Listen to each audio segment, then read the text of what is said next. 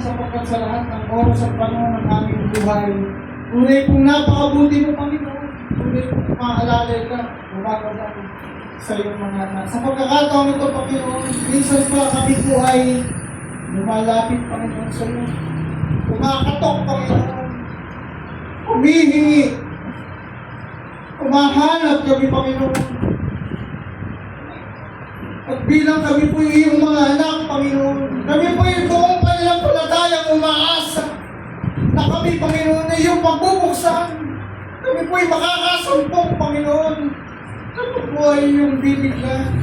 Maraming salamat, Panginoon, sapagkat ayon sa iyong kalooban, Panginoon, ang pinakamabuti ang mangyayari sa aming mga buhay at sa buhay ng aming mga pamilya, Panginoon, at mahal sa buhay. Panginoon, sa pagkakataong ito, we're claiming your power, Panginoon, sa aming kalagitnaan. We're claiming your healing, Panginoon, na kagalingan ng mga kapatid na may karamdaman. Lord, meron kang layunin kung bakit kami may karamdaman, Panginoon.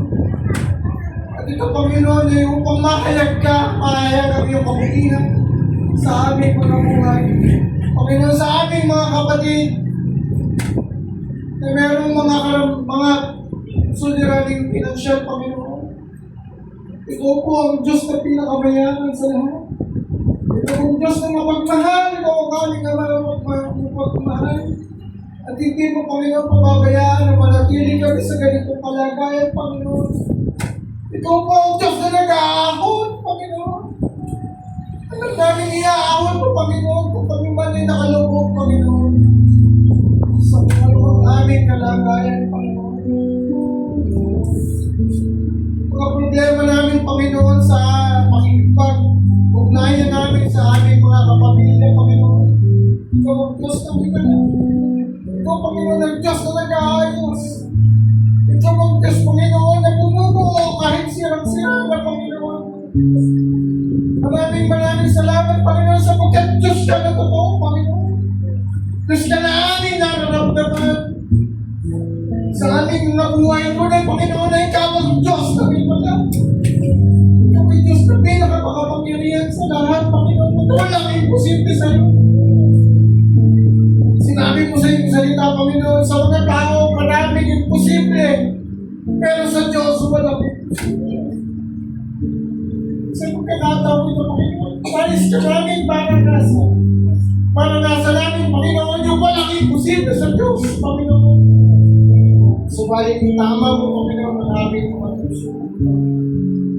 Na ito po ay naayon sa iyong kalooban, Panginoon. Maraming salamat po sa mga kapatid na nandito, Panginoon. Hindi ko na po sila may isa-isa, Panginoon. Pero may maganda ang layunin sa kanilang mga buhay. Patuloy lang ang buhay nila meron, Panginoon. Ang mga kapatid namin na maraming mga kailangan naghahanap ng magbuhay, ng trabaho, Panginoon. Panginoon po, naisip ko. Nakikita ko ng kalagayan ng puso, ng kalagayan ng iyong mga anak, Panginoon. Hindi mo hayaan manatili na lamang ganun, Panginoon. Nakikita mo din ang intensyon ng aming mga puso. Kung wala kaming naiinip, may tatago sa iyo, Panginoon. Kung may nakita ang mga kasalanan, Panginoon, na nagbubukod sa amin, na naglalayo sa amin sa iyo, Panginoon, patawarin mo kami, Panginoon. Nawa po'y maging patuloy kami nakaugnay sa iyo, Panginoon. Lahat ng aming mga pangangailangan, Panginoon, pangangailangan ng iglesia nito. Kung sabi mo sa iyong salita, sasabihin pa lamang namin, lalabas pa lamang po sa aming mga labi, sa aming mga dila, Panginoon. Alam mo na kung ano ang aming mga pangangailangan. At bilang ikaw ay Ama namin sa langit, Panginoon, sabi nga din po ng iyong salita, yung mga amang pakalupa, pagamat makasalanan, mga magnanakaw, Panginoon, pagdating sa mga anak, mabubutis ka.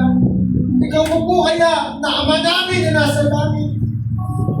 Ang hindi magbigay ng mga mabubuting regalo, magagandang regalo para sa iyong mga anak. Salamat po sa aming relasyon sa iyo, Panginoon. Buhay namin yung relasyon ko po. Amin naman. Naon po ba ang kami po? Naintindihan po kami. Higit pa kami sa aming sarili. Panginoon, tinataas namin sa iyo lahat. Sinusuko namin sa iyo lahat. Maging katigasan ng aming puso. Katigasan ng aming mga puso. Ang mga kapintasan namin, ang mga katangaran natin sa katawang Panginoon. Bigyan niyo kami ng kasipagan, ng katapangan, Panginoon. At ng mga mabubuting karakteristik, Panginoon, na nanggagaling sa iyo, Panginoon. Panginoon, tunay po na Diyos ka na nakakaalam ng lahat, Panginoon. Lord, nais namin gawin kung ano po yung pwede namin gawin. At isalalay sa iyo, Panginoon, ang mga bagay na hindi na namin kaya gawin, Panginoon. Ang gabi po, Panginoon, ay nananampalataya sa magagawa mo sa aming mga buhay. Yung iba daw po ay umaasa sa mga karwahe, sa magagandang kotse, sa magagandang bahay, magagandang building. Pero kami, Panginoon, sa iyo lamang. Sa iyong pangalan lamang kami nagtiniwala, Panginoon. Buong makubabang loob, Panginoon. Na kami lumalapit sa iyo, Panginoon. Nagsasabi, Panginoon. Awaan mo po ang inyong mga anak na dito ngayon. Ibigay mo kami noon ng mga pabor ng isang Pangulo sa kanyang mga we need your favor, Lord God. Kailangan namin ng pabor mula sa iyo, Panginoon. Kailangan namin ng iyong kapangyarihan. Ang iyong kapangyarihan na mamalagin sa aming mga buhay.